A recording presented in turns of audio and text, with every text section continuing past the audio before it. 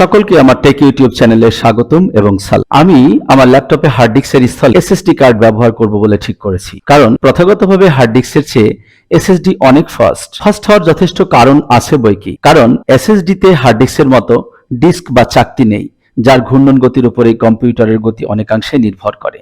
তাই আমার অপেক্ষাকৃত ব্যাকডেটেড ল্যাপটপটিকে সুপার ফাস্ট করব বলেই আমি ওয়েস্টার্ন ডিজিটালের তৈরি 120 জিবির একটি এসএসডি কার্ড কিনেছি। বর্তমানে আমি একটু ব্যস্ত থাকায় আমি এই এসএসডিটিকে হার্ড ডিস্কের স্থলে রিপ্লেস করতে পারছি না। তাতে কি হয়েছে, আমি এই এসএসডিটিকে উইন্ডোজ বুট করার পরিবর্তে এটিকে এক্সটার্নাল স্টোরেজ হিসেবে ব্যবহার করব।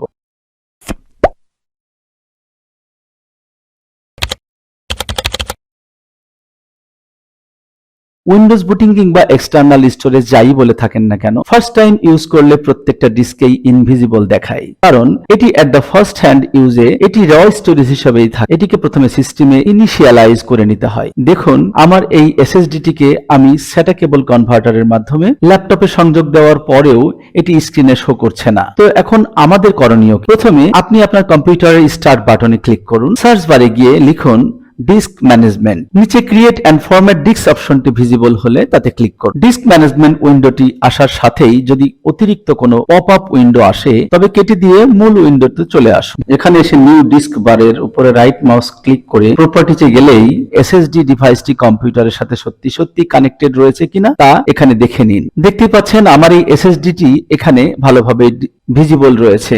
এবার এখান হতে বেরিয়ে আসুন এবং নতুন স্টোরেজের উপর মাউস রেখে রাইট বাটনে ক্লিক করুন আর এখানেই সিলেক্ট করুন ইনিশিয়ালাইজ ডিস্ক। দেখবেন আপনার ডিভাইসটি আপনার সিস্টেমে এবার ভিজিবল হবে। ভিজিবল করতে এখানটায় এসে এমবিআর সিলেক্ট রেখে ওকে করুন। এবার ভলিউম ক্রিয়েট করার পালা, অর্থাৎ আপনার স্টোরেজটির জন্য আপনার কম্পিউটারের কোন ভলিউমে এটিকে রাখবেন সেটি করতে হবে।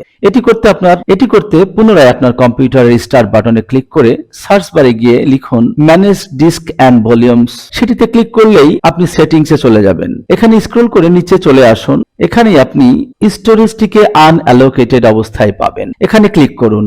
এখান হতে ক্রিয়েট ভলিউম সিলেক্ট করুন। এখানে ইউনিক ভলিউম লেটারটা দিন। ইউনিক ভলিউম বলতে আসলে আমি বোঝাতে চেয়েছি আপনার কম্পিউটারে যে লেটারটি নেই সেটি। এরপর ফাইল সিস্টেমে গিয়ে এনটিএফ-এ সিলেক্ট করে অবশেষে পারফর্ম এ কুইক ফরম্যাট অপশনটিতে টিকমার্ক দিয়ে ফরম্যাট অপশনটিতে ক্লিক করুন। দেখবেন আপনি আপনার এক্সটার্নাল হার্ড ডিস্ক বলেন আর এসএসডি কার্ড বলেন সেটিকে আপনার কম্পিউটারে ভিজিবল অবস্থায় দেখতে পাবেন। তো এখন আমরা দেখব এই এক্সটার্নাল স্টোরেজটিতে আমি আমার কম্পিউটার থেকে যে কোনো ফাইলকে কপি করে সেটাতে আসলে কপি হচ্ছে কিনা বা অর্থাৎ রিরাইটেবল কিনা। So let's go.